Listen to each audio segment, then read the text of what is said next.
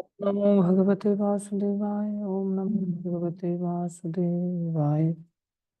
ओम अज्ञानतिमिरन्धस्य ज्ञानञ्जनशलाकया चक्षुरुन्मीलितं येन तस्मै श्रीगुरुवे नमः। श्रीचैतन्यमनोभीष्टं स्थापितं येन भूतले स्वयं रूपं ददाति सद्गुणान्तिकम्। वन्देऽहं श्रीगुरुं श्रीयुतापनकमलं श्रीगुरुं वैष्णवांश शूलं सागरजातं सेगन रघुनाथान्वितं तं सजीवम् सान्द्वैतं सावधूतं परिजन सहितं कृष्ण चैतन्य देवं श्री राधा कृष्ण पदां सेवन ललिता श्री विशाखान्वितांश। हे कृष्ण करुणा सिंधु दीनबंधु जगतपते गोपेश गोपिकांत श्री राधा कांत नमस्ते। तप्त कांचन गौरंगी राधे वृंदावनेश्वरी वृषभानुसुते देवी प्रणमामि हरिप्रिय। वाञ्छाकल्पतरुभ्यश्च कृपा सिन्धुभ्यः च पतितानां पावनेभ्यो वैष्णवेभ्यो नमो नमः। जय श्री कृष्ण चैतन्य प्रभु नित्यानंद श्री अद्वैत गदाधर शिवासादि गौर भक्त वृंद। हरे कृष्णा कृष्णा कृष्णा हरे हरे, हरे राम राम राम हरे हरे। हरे कृष्णा कृष्णा कृष्णा हरे हरे, हरे राम राम राम हरे। हरे कृष्णा कृष्णा कृष्णा हरे हरे, हरे राम राम राम हरे। गुरुवे गौरचंद्राय राधिकाय तदालय कृष्णाय कृष्ण भक्ताय तद्भक्ताय नमो नमः।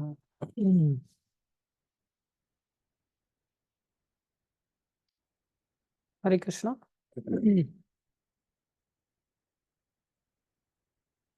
सभी भक्तों का हार्दिक अभिनंदन है, स्वागत है।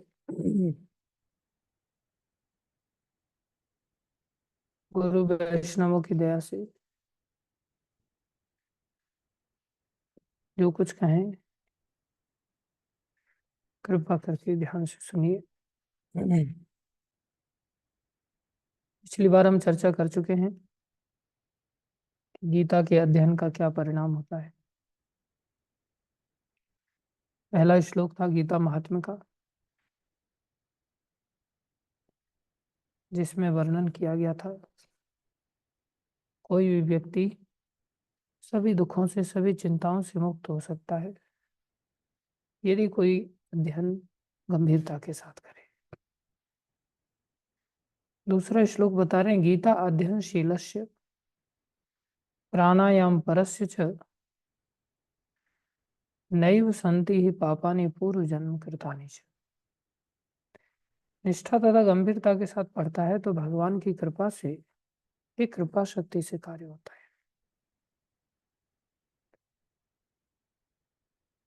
जब पितामह भीष्म बाणों की सैया पर पड़े हुए थे, विचार करें हम सभी, एक सुई चुभ जाती है तो कैसा अनुभव होता है। और उनका तो कोई शरीर का अंग ऐसा नहीं था जहां पर बाण नहीं लगे थे। इतने बाण लगने के पश्चात भी मरे नहीं। क्यों नहीं मरे? क्यों नहीं मरे थे? वरदान था। Very good. क्या वरदान था उनको? इच्छा मृत्यु।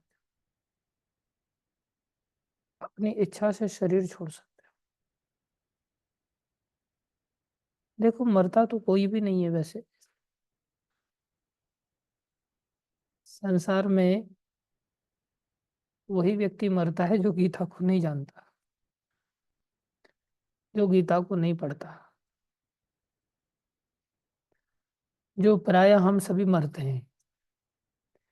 हम लोगों की बोलचाल में मरना शब्द है, जबकि मरना शब्द एग्जिस्ट नहीं करता उस व्यक्ति के लिए जो व्यक्ति भगवत गीता को पढ़ता हो। भक्त कभी मरता ही नहीं है। कोई भी नहीं मरता, लेकिन संसार में जिसको ज्ञान नहीं है उसको लगता है कि भाई मेरा शरीर नष्ट हो गया तो मतलब मैं मर गया। शरीर छोड़ा ना। क्या किया? शरीर छोड़ा। हर व्यक्ति शरीर छोड़ता है, मरना नहीं सिखाया जाता भक्ति मार्ग। संसार में हमको लगता है अब तो मर गए साहब। जो मृत्यु से डरता है, जो मरने को समझता है कि क्या खतरनाक है, नहीं, इच्छा मृत्यु का वरदान था, फिर तो वो मरते ही नहीं, कभी भी नहीं मरते। संसार में कोई व्यक्ति अपनी इच्छा कभी करता है कि मैं शरीर छोड़ दूं?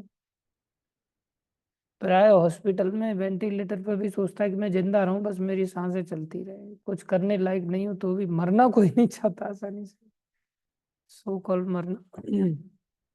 लेकिन पितामह भीष्म भगवान के सामने कह रहे हैं कि मैं शरीर छोड़ूंगा।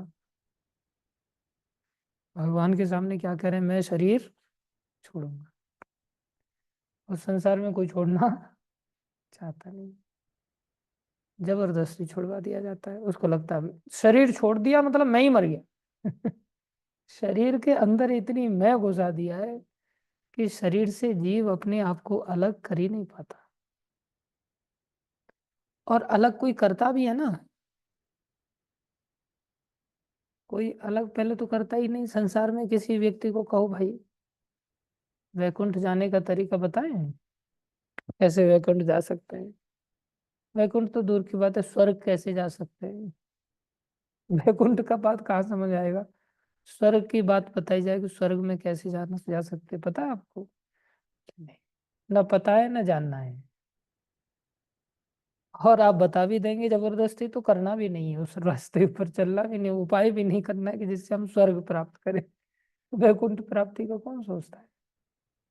किसी को बोला जाए आपको कितना पैसा मिल रहा है कमाने में, बोले 20,000 रुपये महीना, 1 लाख रुपया महीने का उपाय बताऊं? कैसे कान खड़े हो जाएंगे उसके। हाँ हाँ, नहीं, विदेश अमेरिका जाने का उपाय बताओ? हाँ हाँ, बताओ बताओ कैसे जा सकते हैं। सारा संसार केवल दो ही चीजों में। हाँ, ऐसे शादी करने का उपाय बताओ कैसे हो सकती है? हाँ हाँ, बताओ कैसे हो सकती है? सब संसार केवल संसार की वर्तमान स्थिति को ही लेकर के ऐसा डूब गया है कि व्यक्ति सोचता है बस पत्नी मिल जाएगी तो बस शांति। लड़की सोचती है पति मिल जाएगा तो बस मिल गए भगवान। और पति परमेश्वर होता है, और पत्नी जो है, संसारी दृष्टि से लोग सोचते हैं कि बस, जैसे बृकासुर था ना, वो सोच रहा था गौरी मिल जाए बस, शंकर भगवान की पत्नी गौरी मिल जाए बस, बोले सब उपलब्धि हो गई। सबके दिमाग में केवल ये दो ही चीजें डूबी रहती हैं, और हर व्यक्ति इनके लिए जो भी करना पड़ेगा सब करने के लिए तैयार है।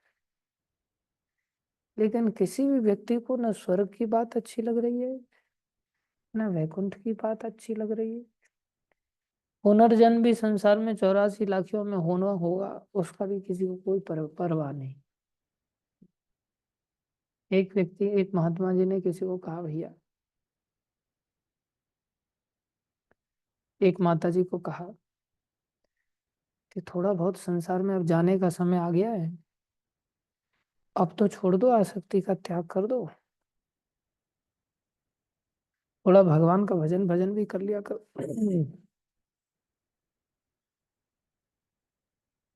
नहीं तो फिर इसी घर में फिर से जन्म लेना पड़ेगा। इतनी घर बार में, बच्चों में, परिवार में आसक्ति है। नाती पोते कितने बढ़िया लगते हैं, है कि नहीं पर्वत मुनि प्रभु?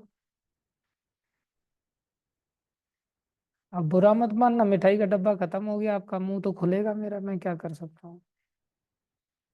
नाती पोते सब कितने अच्छे लगते हैं, कितनी आसक्ति होती। तो वो माता खुश हो गई, ऐसा बोला ना कि इसी घर में जन्म मिलेगा। और हो सकता है घर में बिल्ली कुत्ते आदि किसी भी जीव के रूप में आना पड़ जाए। तो माता जी कहती ये तो बहुत बढ़िया है, मैं अपने बच्चों को देखती रहूंगी, मैं अपने बच्चों को देखती रहूं।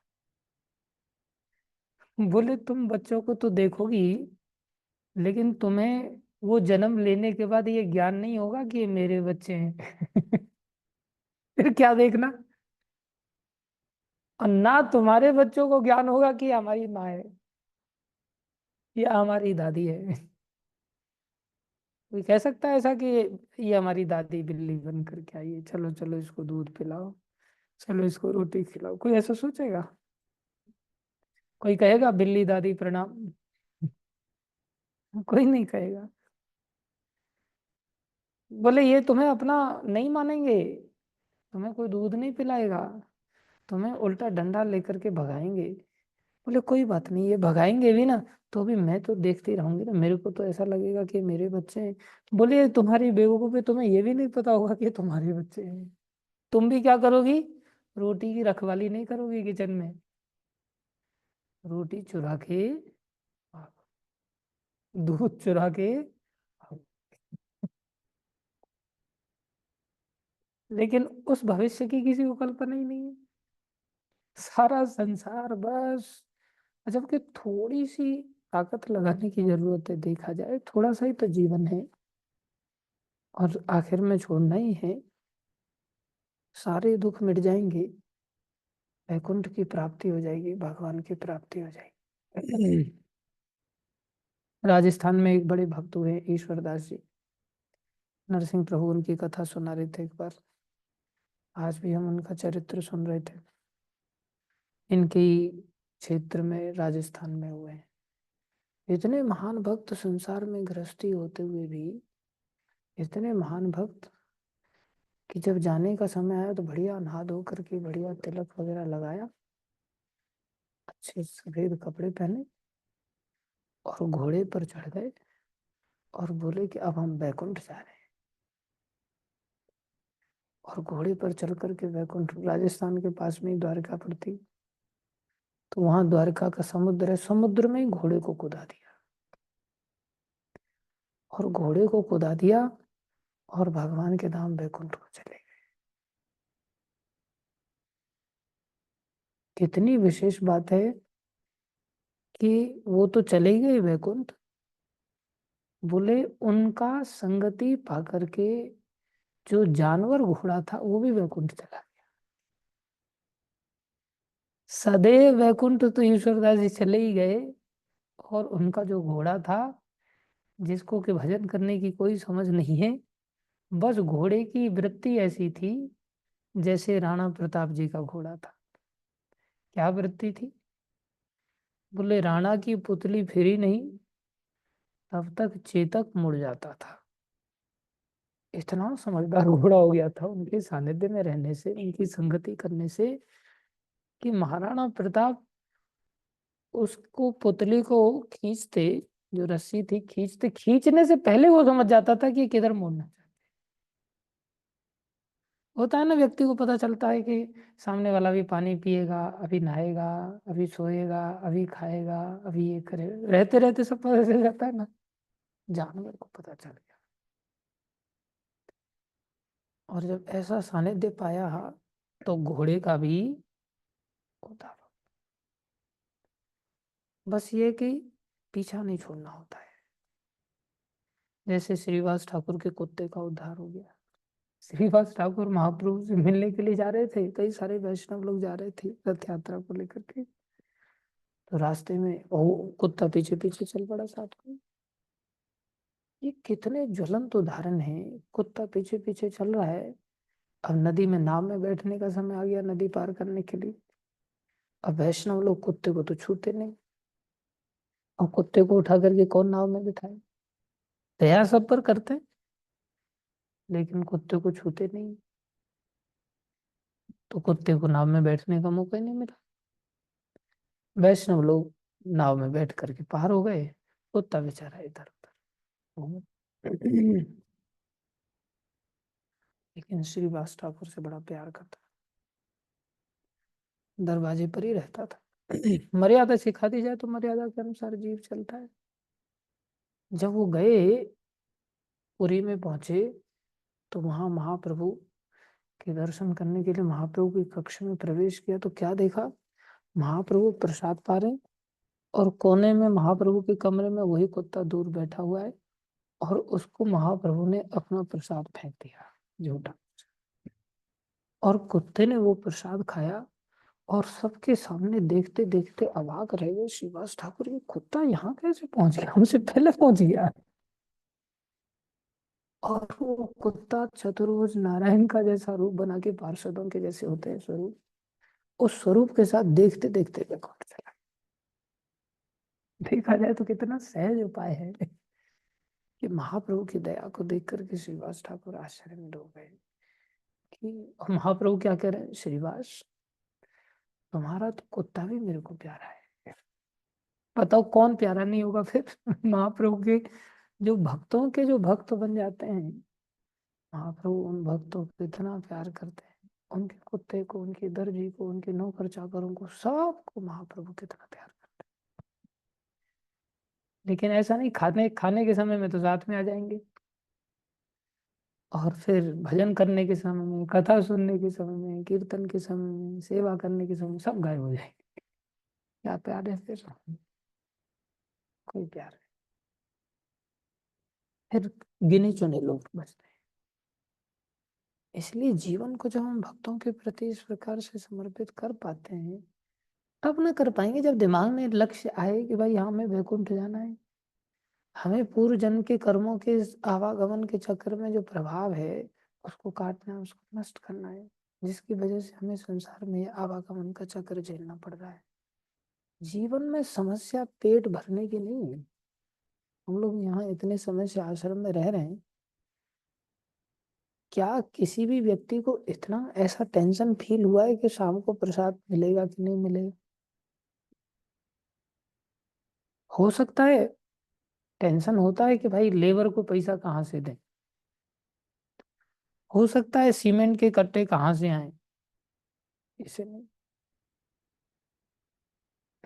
हो सकता है कि व्यक्ति सोचे कि भाई हाँ, कहाँ से मार्बल आएगा, कहाँ से टाइल आएंगी, कहाँ से गाड़ी में डीजल डालेंगे, कहाँ से कोई गेस्ट आ गया तो उसको अच्छा खासा कोई गिफ्ट देंगे। इन सब चीजों को लेकर के टेंशन हो सकता है। लेकिन इतने समय से रहते रहते कभी ऐसा फील हुआ कि शाम को प्रसाद मिलेगा कि नहीं मिलेगा? कभी ऐसी फीलिंग भगवान नहीं करने देते। हालांकि भगवान किसी भी चीज को लेकर के ऐसी फीलिंग नहीं लाने देते, लेकिन थोड़े विश्वास की कमी होती, धीरे धीरे वो विश्वास आता है। तो पेट तो हमारा भर ही रहा है ना। और संसार में देखो, और कभी ऐसा भी फील होता है कि 10 लोग आ जाएंगे तो उनका पेट कहाँ से भरेगा? ऐसा फीलिंग कभी मंदिर में रहते हुए होता है? बताओ, 10 लोग आ जाएंगे तो उनका पेट कहाँ से भरेगा? नहीं। ऐसी चर्चा चल रही थी एक भक्त के साथ।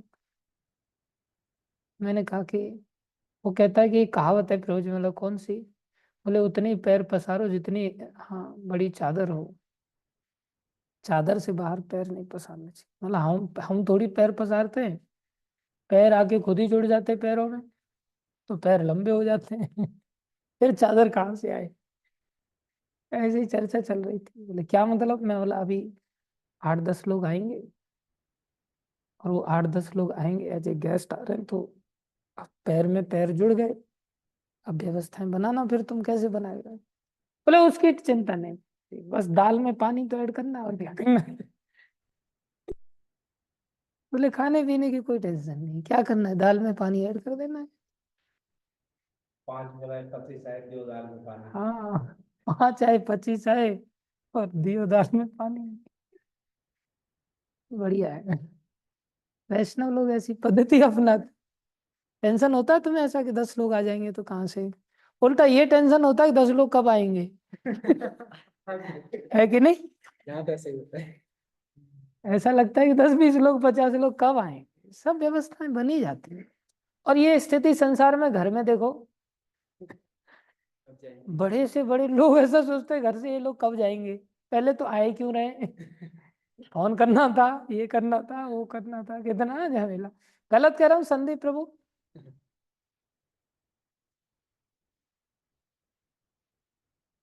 संदीप जी ने पहले अपना फोटो लगा रखा है, फिर आगे अभी प्रकट होकर के दिखा रहे हैं। मेरे को लग रहा था कि फोटो ही वो संदीप जी है। ठीक ठीक।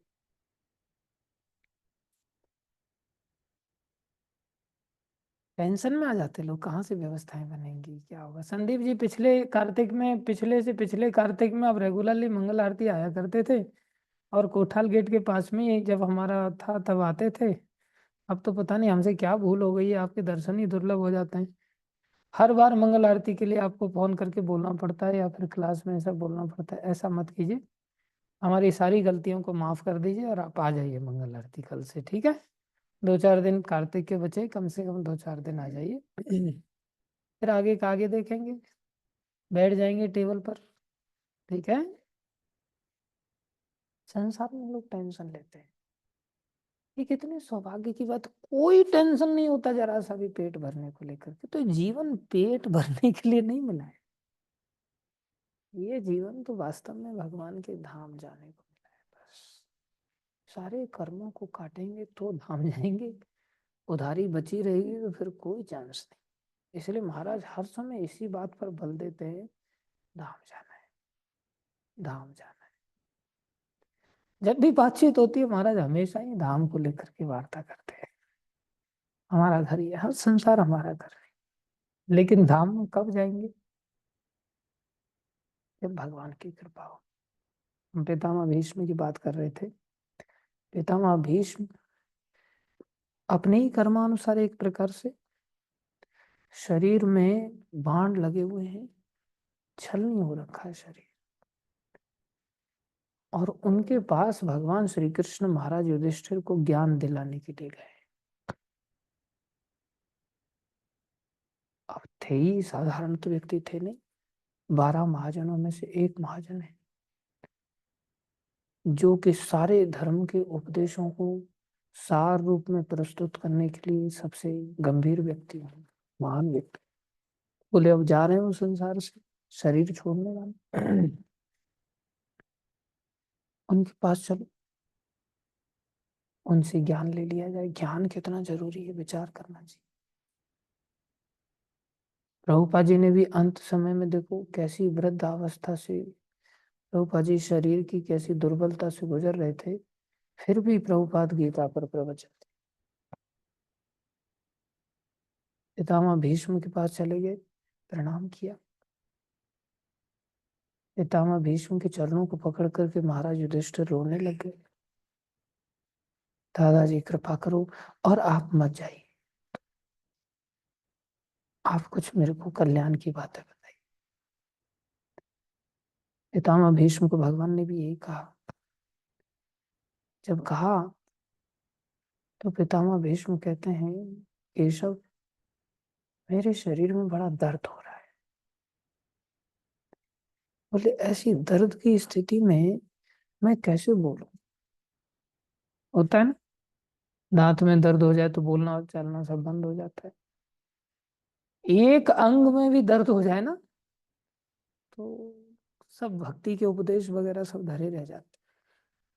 और उनका तो एक एक रोम रोम में बाण फंसे हुए, खून निकल रहा है, कोई इलाज नहीं। लेकिन भगवान ने क्या किया, जैसे उन्होंने कहा बहुत दर्द है कैसे बोलो, भगवान ने तुरंत अपने कर कमलों का स्पर्श, जैसे ही भगवान के हाथों का स्पर्श हुआ, एकदम से सारा दर्द गायब। बाढ़ वैसे के वैसे लगे हुए हैं, लेकिन शरीर में एकदम से दिव्य चेतना जागृत, कोई दर्द। भागवत में तो यहाँ वर्णन आता है कि भागवत में तो केवल भगवान ने अपनी दृष्टि मात्र, बोले दृष्टि मात्र से ही सारा दर्द गायब। प्रसन्न हो गए, भगवान की स्तुति गाने लगे, और बड़ा लंबा चौड़ा उन्होंने ज्ञान दिया।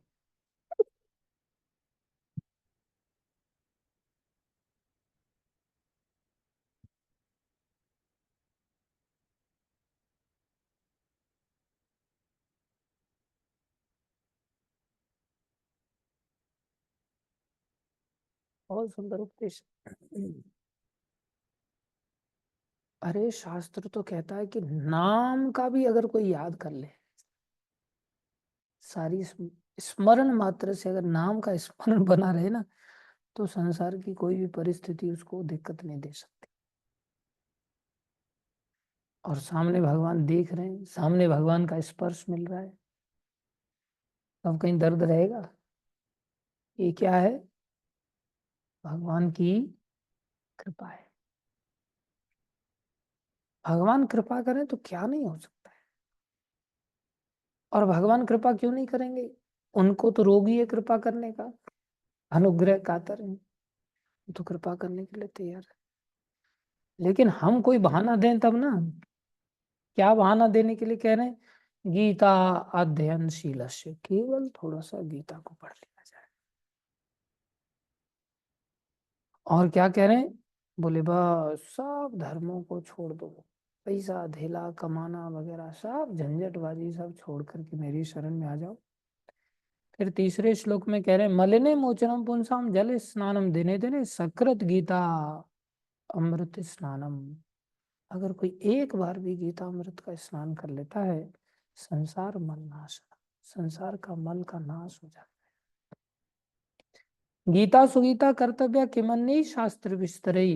बोले गीता ऐसी अच्छी गीता है, ये गीत साधारण गीत नहीं है। गीता सुगीता अत्यंत श्रेष्ठ ये गीत है। कर्तव्य किमन्य शास्त्र विस्तरई। बोले अन्य वैदिक शास्त्र पढ़ने की और विस्तार करने की क्या आवश्यकता है? या स्वयं पद्मनाभस्य मुख पद्मा द्विनि श्रुता। उसे केवल भगवत गीता का ही ध्यान पूर्वक तथा मन योग से श्रवण तथा पठन करना चाहिए। वर्तमान युग में लोग सांसारिक कार्यों में इतने व्यस्त हैं कि उनके लिए समस्त वैदिक साहित्य का अध्ययन कर पाना संभव नहीं, परंतु इसकी आवश्यकता भी नहीं। समस्त वैदिक, लेकिन इतने भी व्यस्त मत हो जाओ कि गीता के लिए भी टाइम नहीं। गुजरात में एक जगह बैंक में गए बुक डिस्ट्रीब्यूशन करने के लिए, भगवत गीता मैराथन का समय चल रहा था। जब वहां गए तो क्या देखा, एक बैंक वाले को दे रहे हैं, भैया ये गीता ले लो। तो कहता अरे स्वामी जी मरवा माटे टाइम નથી, जहर खाने के लिए टाइम નથી। तो मैंने कहा जहर रखा हुआ है क्या आपके पास, जहर खा नहीं पा रहे हैं क्या? बोले जहर खाने के लिए टाइम नहीं है, मतलब जहर रखा है मैं टाइम नहीं निकाल पा रहा हूँ, नहीं तो मैं खा लेता उसको। मैंने कहा अगर जहर खाने के लिए टाइम नहीं है आपके पास तो आपका जो काम है मैं कर देता हूँ, खा लो जाकर के जहर। वो मेरी तरफ शक्ल देख रहा है, मैं बोला शक्ल क्या देख रहे हो? बोले कहाँ समय, बच्चों की पढ़ाई लिखाई, बच्चों को पढ़ाना लिखाना, थोड़ा बहुत टाइम मिलता उसके बाद फिर बोले फिर न्यूज़पेपर पढ़ना पड़ता। न्यूज़पेपर पढ़ते पढ़ते उसको भी बोले पूरा नहीं पढ़ पाता, बहुत बड़ा दुखी होकर के बोल रहा था न्यूज़पेपर भी पूरा नहीं पढ़ पाता प्रभु जी, गीता आपकी कैसे लेकर के मैं पढ़ूंगा? मतलब न्यूज़पेपर पहले पढ़ना पड़ेगा उसको, बाद में वो गीता पढ़ेगा। कैसा बड़ा दुर्भाग्य। इसलिए कह रहे हैं परंतु इसकी आवश्यकता भी नहीं, केवल एक पुस्तक, अब उस पुस्तक से वैराग्य ले लिया आदमी ने और व्यक्ति आजकल न्यूज़पेपर पढ़ने के लिए तैयार रहता है। एक पुस्तक भी नहीं पढ़ेगा व्यक्ति तो फिर उसका क्या भला हो? इससे ज्यादा और दया किया जा सकता है, जब आदमी खुद इतनी भी दया के लिए बहाना नहीं दे रहा है। वो कह रहा है जहर खाने के लिए टाइम नहीं है, गीता पढ़ूंगा कैसे आपके? क्योंकि यह समस्त वैदिक ग्रंथों का सार है और इसका प्रवचन भगवान, देखो भगवान स्वयं बोल रहे, और कौन बोलेगा? और श्रेष्ठ अथॉरिटी कौन से? भारतामृत सर्वस्वम विष्णु वक्त दुनि श्रितम गीता गंगोदकम पीत्वा। और देखो कितना बड़ा ऐश्वर्य है, ऐश्वर्य से पुनर्जन्म न मिलते थे। भगवत भक्ति का हर अंग इतना शक्तिशाली है, चाहे वो चरणामृत हो, चाहे वो गीता का अध्ययन हो, चाहे वो भागवत हो, चाहे भगवान का नाम हो, चाहे भगवान के गुण हो, लीला हो, कुछ भी हो, सब चीजें पुनर्जन्म को रोक सकती। जो गंगाजल पीता है वो मुक्ति प्राप्त करता है। गंगा जी को लाना इतना सहज नहीं था भागीरथ जी के लिए, बहुत आरा था। और गंगा जी साधारण नहीं समझना चाहिए, गंगा जी बड़ी शक्तिशाली। जब आराधना भागीरथ जी कर रहे थे तो गंगा माता ने कहा, भैया मेरी इतनी ताकत है कि जब मैं नीचे आऊंगी तो धरती को भेद करके नीचे पाताल में रसातल में चली जाऊंगी,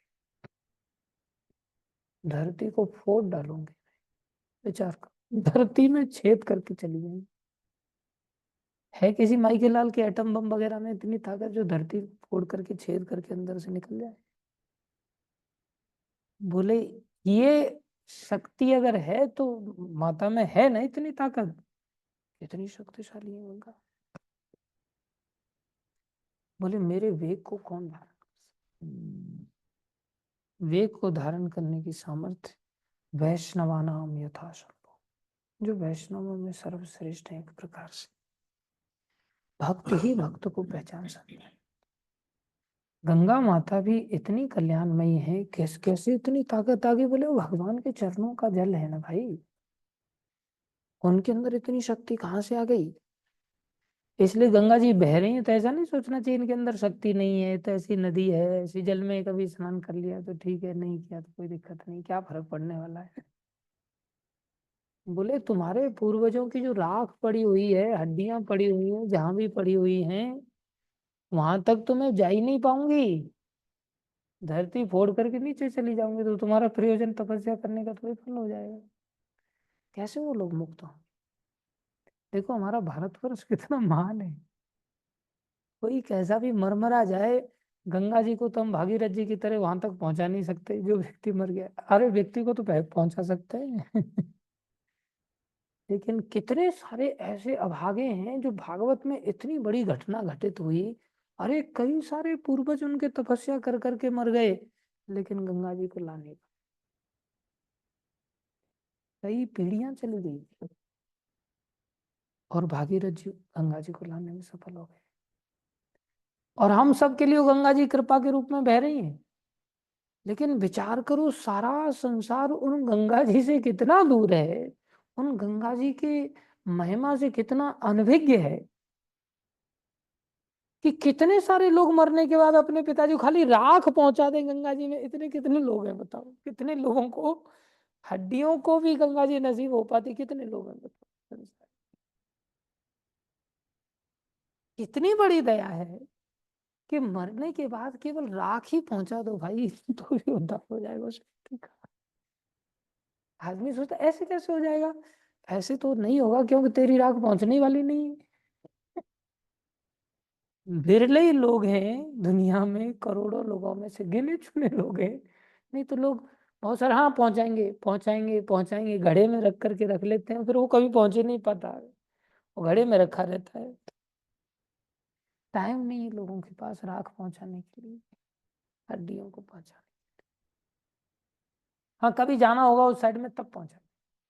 ऐसे कर करके दो चार पीढ़ी निकल जाती, फिर सोचते राख वाख जैसी क्या रखी हुई है, फेंको इसको घर में, फेंक दिया। बेचारे को नसीब ही नहीं हो पाता। और बोले गंगा जी को तो कहीं आप ऐसा रास्ते पर नहीं लेकर के जा सकते, लेकिन भगवत गीता ये तो हम चाहें तो जहां चाहें वहां पहुंचा सकते हैं, और ये गंगा जी से भी श्रेष्ठ है। ऐसे बता रहे हैं, जो गंगा जल पीता है वो मुक्ति प्राप्त करता है, अतएव उसके लिए क्या कहा जाए, जो भगवत गीता का अमृत पान करता है। हालांकि भगवान का सारा शरीर दिव्य है, लेकिन फिर भी दिव्यता में भी भगवान ने लीलाएं तो की है ना। भगवान ने कैसी कैसी लीलाएं की हैं, सारी गोपियां शिकायत लगाती हैं। और जब गोपियां शिकायत लगाती हैं तो गोपियां कहती हैं, जब सब तरफ से जब हम इतना शिकंजा कस देती हैं कि इसका कोई बस नहीं चलता है, तो घर में आके पेशाब कर देता है। अब बताओ मैया यशोदा क्या कहें? और पेशाब नहीं, मूत्र आदि लिखा है। अब आदि में क्या आएगा आप समझ लो। जीव गोस्वामी ने भी ये वर्णन किया है, सभी आचार्यों ने बताया, आदि में भी अन्य चीजें आ गई। किसी को याद है जिसने मलमूत्र घर में त्याग किया हो अपनी याद में? माता पिता ने तो, हम बच्चे थे तो सबने ही त्याग किया वैसे तो। लेकिन अगर कोई मलमूत्र त्याग दे,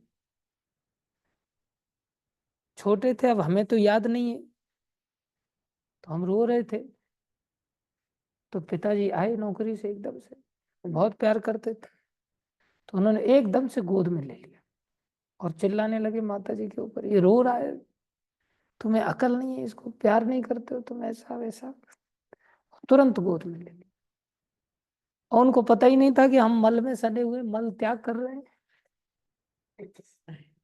मल मूत्र ऊपर से बह रहा है उनके शर्ट पे से। फिर माता श्री आई, देखो प्यार कर लो इसको।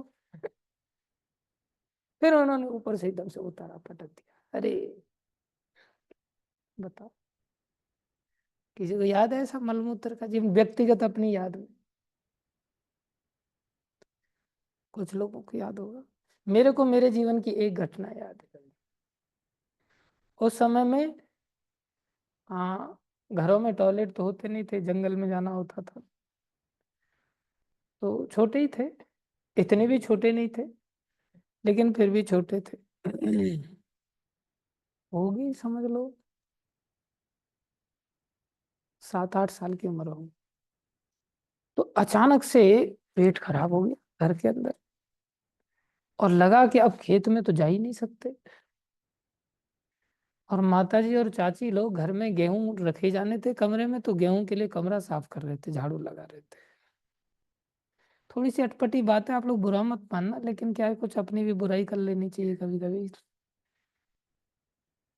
लेकिन भगवान की भी लीला है ना, ये तो क्या करे अभी। तो फिर, हाँ, मैंने पूछा, परमिशन लिया, मैंने चाची से कहा कि मेरे को 1 नंबर लगा है, कर लूं क्या इधर ही? तो चाची को लगा कि मजाक कर रहा है, लेकिन मजाक फजाक तो कुछ थी नहीं, सीरियस मैटर था। बोले 1 नंबर, तेरे को 2 नंबर भी लगे तो यहीं कर ले तू, लगे तो हमारे सिर पे कर ले। ऐसे उन्होंने झाड़ लगाई। अब वो अंदर साफ कर रहे थे, मैं बैठ गया उधर, और मूत्र आदि के साथ में सब हो गया। और सब होकर के जा करके बाहर खड़ा हो गया मैं। मैंने कहा कि मेरे को धुलवा दो भाई, मैं दादी को चिल्ला रहा हूँ मैं। फिर अंदर से वो निकले तो देखे, अरे, दादी को जा करके शिकायत लगा, तुम्हारे पोते के हाल देखो क्या क्या कर रहा है। फिर दादी बोली, क्या हुआ, जाओ मिट्टी डाल करके सब साफ करो। राख बाग मिट्टी डाल करके सब चाची लोगों ने सब कमरा साफ किया। क्या करता, मैं बोला इन्होंने ही बोला था। दादी को मैंने बोला, मेरी क्या गलती है, इन्होंने ही बोला था, पूछा था कि नहीं पूछा था। अब भगवान भी ऐसी लीला कर रहे हैं, कितने ब्रज में भगवान कितने छोटे बन गए। बोले मूत्र आदि, एक कथाकार ऐसी कथा कर रहे थे, तो बन महाराज का वहाँ कॉलेज खुला हुआ है, तो बन महाराज से महात्मा थे, तो बन महाराज उस कथाकार के ऊपर ही बिगड़ गए। हे, क्या मलमूत्र की बात करता है भगवान को लेकर के, भगवान दिव्य हैं।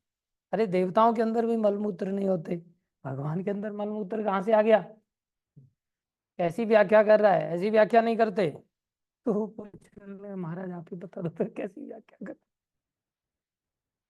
हाँ, दिव्य तो सब कुछ है ही भगवान का, लेकिन भगवान नर लीला कर रहे हैं तो किस स्तर पर जाकर के नर लीला कर रहे हैं, कि वहां आदि शब्द लगाया आचार्यों ने। मूत्र तो लिख ही दिया, बाकी चीजों के लिए आदि शब्द लगाया यहाँ। और ये गोपियां शिकायत लगा रही है भगवान की जाकर के, यशोदा क्या बताए इसके बारे में। जब कोई उपाय इसका नहीं चलता, तो घर में मल मूत्र का त्याग कर देते हैं। बताओ, ऐसी दिव्यता है भगवान की। ये सब भगवान का जो स्थिति है वो दिव्य है, लेकिन तारतम्य बता रहे थे हम इस कथा में। भगवान का मलमूत्र भी परम पवित्र है, लेकिन फिर भी आचार्यों ने मूत्र शब्द का उपयोग कर दिया, लेकिन मल शब्द का उपयोग नहीं किया। समझाने के लिए समझा दिया कि ऐसा ऐसा स्थिति हो सकता है भगवान की लीला। तो ऐसे ही भगवान का जो पूरा शरीर है, जब मलमूत्र दिव्य है तो क्या उनके चरण दिव्य नहीं, उनका मुख दिव्य नहीं? भगवान का कुछ भी अंतर नहीं है, न चरणों में, न मुख में, न सिर में, किसी भी चीज में कोई अंतर नहीं। लेकिन फिर भी आचार्यों ने थोड़ा सा अंतर बताया। गोपियां शिकायत लगा रही तो अंतर बता रही है ना, यहां तक ये बात कर देता है, बताओ और क्या करें। ऐसी स्थिति में हम यहाँ समझ सकते कि शरीर में सब चीजें दिव्य हैं, लेकिन फिर भी चरणों से मुख तो श्रेष्ठ तारतम्य में बोला ही जाएगा ना। तो जो गंगा जल इतना शक्तिशाली है भगवान के चरणों का अमृत होने के कारण, तो फिर भगवान के होठों से निकलने वाला अमृत कितना श्रेष्ठ, कितना श्रेष्ठ। हालांकि भगवान अपने ही चरण के अंगूठे को खुद अपने मुंह में दे करके पीते हैं यहाँ से तो चरणों की महिमा ज्यादा स्थापित हो रही, लेकिन शरीर को अगर देखा जाए, उसमें तारतम्य लगाया जाए, तो होठों का अधरामृत ये चरणों के अमृत से श्रेष्ठ है। इसलिए इस बात को कह रहे हैं, जो गंगा जल पीता है वह मुक्ति प्राप्त करता है, अतएव उसके लिए क्या कहा जाए जो भगवत गीता का अमृत पान करता हो। सालों से सुन रहे हैं हम इन बातों को, लेकिन दिमाग में क्या ऐसा बैठ पाया कभी कि मुझे भगवत गीता पढ़ना है? बैठ पाया ऐसा? सालों से सुनने के पश्चात भी हम भी आपके सामने भाषण दे रहे हैं, लेकिन प्रचार कितनी बढ़िया चीज है। अगर प्रचार करने का अगर अवसर सौभाग्य प्राप्त हो जाए, तो न चाहते हुए भी हमें पढ़ना पड़ता है, इतना अच्छा हो जाता है। अभी हम लोग वार्ता कर रहे हैं एक दूसरे के साथ, आप सुन रहे हैं, मेरे को बोलने का आप लोगों ने अवसर दिया है, मैं आपका बहुत आभारी हूँ कि आप लोगों ने मेरे को ये मौका दे रहे हैं। तो मुझे भी पढ़ने को मिल रहा है, आप लोगों को भी सुनने को मिल रहा है। इसलिए हर व्यक्ति को प्रचार करने का जिम्मेदारी निभाना चाहिए। वैसे नहीं तो कम से कम वैसे तो पढ़ेंगे ही। भगवत गीता महाभारत का अमृत है, और इसे भगवान कृष्ण अर्थात जो मूल विष्णु है, प्रभुपाद जी लिख रहे हैं मूल विष्णु, उन्होंने सुनाया। विष्णु कई हैं, लेकिन मूल विष्णु श्री कृष्ण है, सभी विष्णुओं के भी मूल। उन्होंने सुनाया है, गीता महात्म्य में ये वर्णन किया जा रहा है। क्या महिमा है? बोले भगवत गीता भगवान के मुख से निकली और गंगा भगवान के चरण कमलों से निकली। निसंदेह भगवान के मुख और चरणों में कोई अंतर नहीं है, लेकिन निष्पक्ष अध्ययन से हम पाएंगे कि भगवत गीता गंगा जल की अपेक्षा अधिक महत्वपूर्ण है। और ये देखने में आता है, गंगा जी का पान करते करते, गंगा जी में स्नान करते करते लोगों की बीड़ी नहीं छूटती। एक धाम में व्यक्ति परिक्रमा लगा रहा था और बीड़ी के धुएं को निकाले जा रहा है, निकाले जा रहा है, परिक्रमा लगा रहा है और बीड़ी सूत रहा है। हम साथ में चल रहे थे उसके, तो मेरे साथ में चलते हुए भी वो मेरे को देख करके बीड़ी छोड़ी नहीं उसने।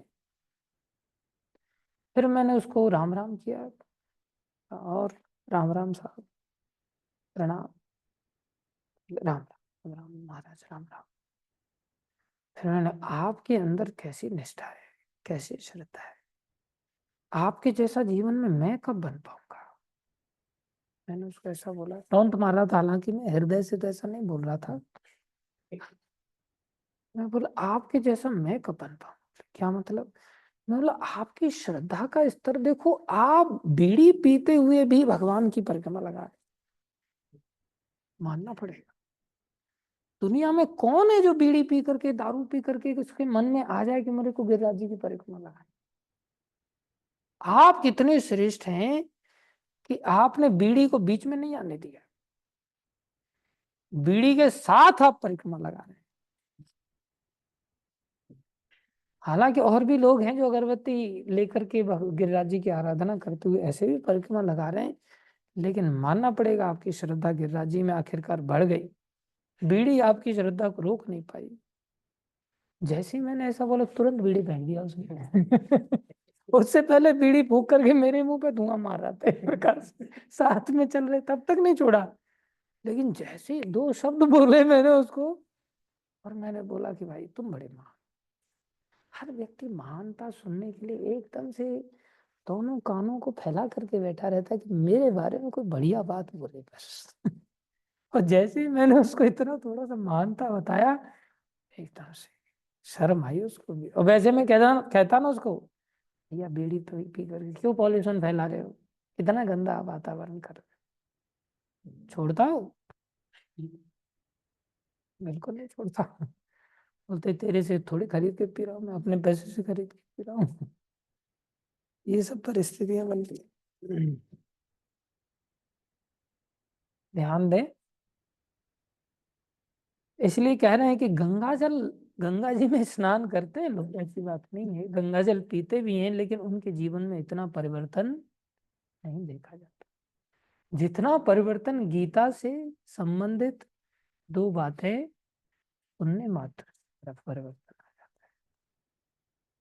यह गीतोपनिषद भगवतीता जो समस्त उपनिषदों का सार, 108 उपनिषद हैं, इनके नाम भी हमें पता नहीं होंगे। तो उन उपदेशों को उन उपनिषदों को पढ़ना और उसमें से शिक्षा लेना। कुछ उपनिषद तो बहुत छोटे छोटे 2-4 ही स्टोरीज हैं, बहुत सुंदर कथाएं भी, फिर भी कोई नहीं पढ़ता। बोले कोई जरूरत नहीं, फिर समस्त उपनिषदों का सार है, सर्वोपनिषदो गावो। मान लो सारे उपनिषदों को गाय मान लिया जाए, तो भगवान ने क्या किया, दुग्धा गोपाल नंदन, जो गायों का पालन करते हैं, जो गोपाल नंदन है, बोले वो भगवान क्या करते हैं, दुग्धा, उन्होंने उपनिषद रूपी गाय का दोहन किया। पार्थो वत्स, बछड़ा होगा तभी तो गाय दूध देगी। बछड़ा किसको बनाया, बोले बछड़ा अर्जुन को बनाया। अर्जुन को बछड़ा बना करके सारा दूध अर्जुन को ही पिला दिया क्या? अरे बछड़े को थोड़ी देर पिलाया जाता है, बाद में फिर दूसरे लोगों को पिलाया जाता है।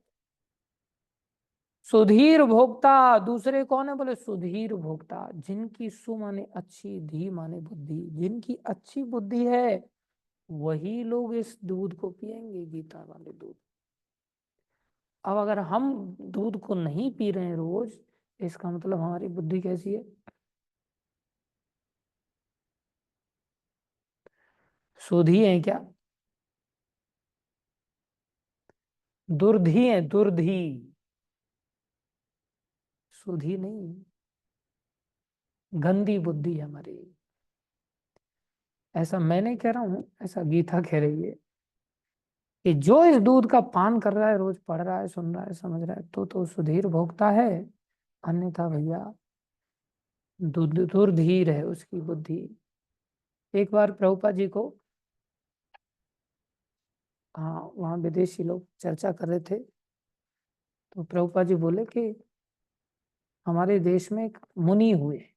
जैसी मुनि की बात आई तो कौन मुनि हुए हैं, कैसा आचरण रहा होगा उनका, तो उनके बारे में सब कान खड़े होकर के सुनने लगे। उन लोगों ने कहा उनके देश में थोड़ी मुनि बुनी होते हैं। महाराज कहते हैं उनके देश में तो बाप को डैड, माँ को मम्मी। ये सबसे मुनि, कोई शब्द भी मुनि इतना आसान नहीं सुनने को मिलेगा। लेकिन बोले हमारे यहाँ एक मुनि हुए, उन्होंने क्या सिखाया, बोले देखो भैया, मजे तो शरीर से ही लिए जाते हैं, और शरीर से मजे लिए जाते हैं, शरीर से ही सुख मिलता है, तो शरीर को हाँ स्वस्थ रहना चाहिए, शरीर स्ट्रांग होना चाहिए। और बोले शरीर स्ट्रांग कैसे होगा, बोले शरीर तो घी पीने से स्ट्रांग होगा। बोले घी खाने से स्ट्रांग होता है, लेकिन घी सस्ता तो आता नहीं, घी तो बड़ा महंगा आता है, इतना घी कहाँ से लाएंगे? बोले घी महंगा आता है तो क्या हुआ, किसी से उधार ले लेते, ऋण ले लेते, लेकिन शरीर तो स्वस्थ रहना चाहिए, घी पिए। बोले शरीर स्वस्थ, बोले लेकिन ऋण तो ले लोगे, उधार तो ले लोगे, लेकिन कल चल करके वो दरवाजे पर खटखटाएगा, उधारी चुकानी चुकानी भी तो पड़ेगी भाई। बोले भस्मी भूतस्य देहस्य पुनर्जन्म कुतः भवेत्, एक दिन तो मर जाएंगे, खा खा करके मर जाओ, फिर बाद में कौन सा उसको चुकाना है, कौन सा पुनर्जन्म होने वाला है, पुनर्जन्म कुतः भवेत्।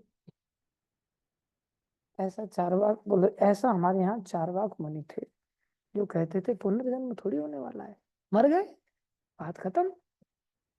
लेकिन जब तक जियो तब तक घी पी के जियो, स्वस्थ होकर के जियो। ये बात उन विदेशियों को बहुत ज्यादा जमी नहीं, विदेशी लोग उपहास उड़ाने लगे। विदेशी बोले भारत में मुनि लोग भी ऐसे नास्तिक होते हैं। जनरली मुनि लोगों को तो आस्तिक कहा जाता है। क्या कहा जाता है? आस्तिक कहा जाता है। और आप ऐसे व्यक्ति को जो कि मुनि है, चारवाक मुनि है, और ऐसे से लोग ऐसी नास्तिकतावाद वाली बात कह रहे हैं कि पुनर्जन्म कौन सा होने वाला है।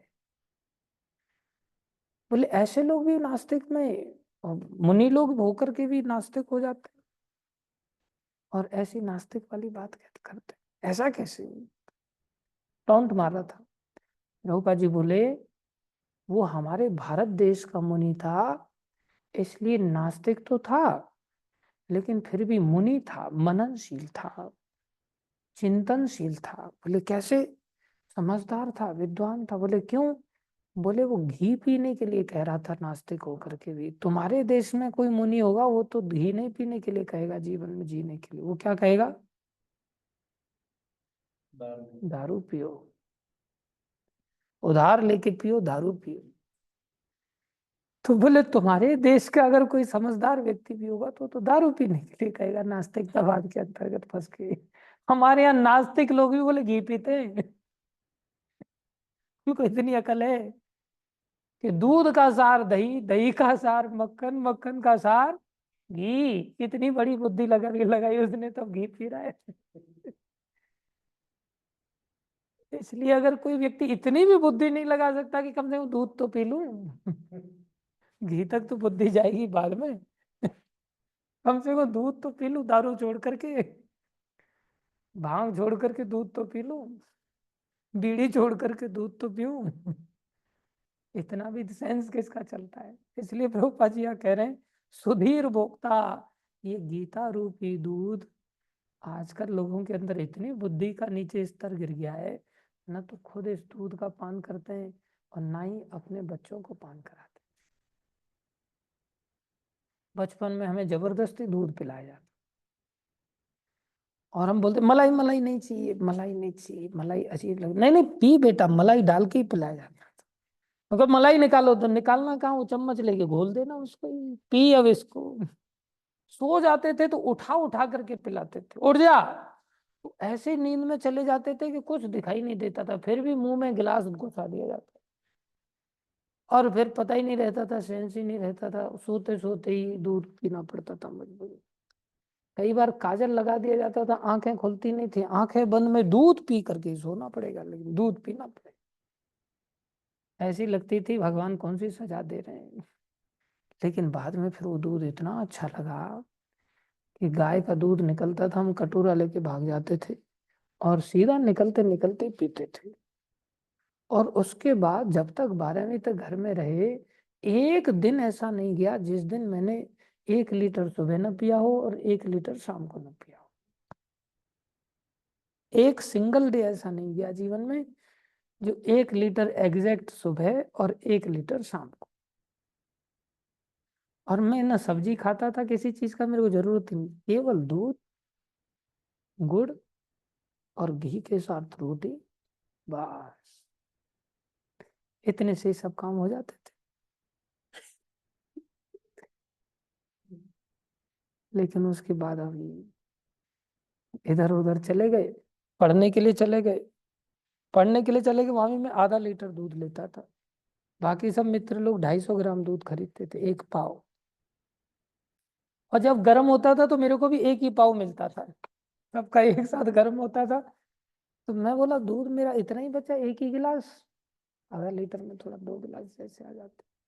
बोले एक ही गिलास, बोले गर्म करने में कम हो जाता है ना, उड़ जाता है। मैं बोला मेरा ही उड़ा है सारा। बाकी किसी का नहीं उड़ा। संसार। लेकिन भैया शुरुआत में ऐसी गीता भी जबरदस्ती दूध पीना पड़ेगा। माता पिता ऐसे अभागे बेचारे वो, अरे थप्पड़ मार मार करके श्लोक रटाओ, थप्पड़ मार मार करके क्लास में बिठाओ, आंख बंद करके ही बैठ, तो सोना है तो सो तू क्लास में, लेकिन गीता दूध पी के सोना पड़ेगा बेटा तेरे को। ये अकल हमें होनी चाहिए। और ये तो कितना बड़ा सर्वोत्तम दूध है। वो गौ माता ने हमारे घर में 13 बछड़े दिए थे, और 13 बछड़े मतलब 13 साल दूध दिया था उसने, तो उसका दूध कभी खत्म ही नहीं होता था, हमेशा 12 महीने दूध देती थी वो। और ऐसा दूध देती थी, कोई गेस्ट आ गए तो कभी भी दूध निकाल लो उसका, दिन में 3 बार दूध निकाल लेते थे कई बार। उस गाय का मेरे को दूध का पान करने का सौभाग्य, मैं कभी भैंस भैंस का दूध तो मैंने नहीं पिया, गाय का ही दूध पीता था रोज। इसलिए अपने बच्चों को सब लोगों ने दूध पीने, लेकिन उसके लिए देशी गाय होनी चाहिए, जर्सी गाय नहीं।